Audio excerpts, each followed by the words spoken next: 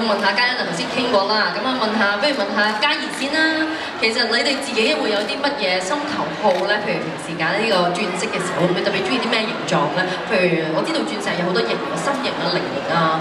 我自己就中意菱形，因為我覺得菱形比較時尚啲同埋摩登啲。咁有時而家興中性打扮咧，咁我覺得配合菱形嘅首飾咧都幾襯，幾有型，好特別。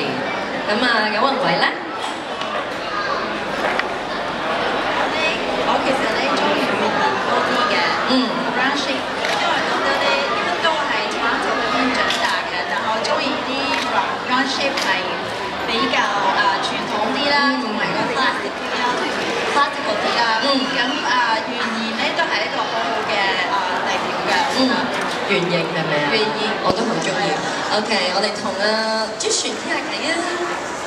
其實我中意方形多啲，因為好簡單打光啊，都好有嗰個 Europe 感覺。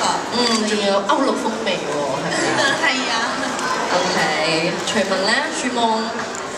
咁我自己就中意啲心形啲啦，因為我平時都中意啲顏色都好 sweet 啦，所以我覺得心形咁襯啲咯。心形啊，心形我嚟求婚就最好啦，或者情人節送就最好。我都希望我可以收到，又喺度賣廣告，我希望我可以收到啊。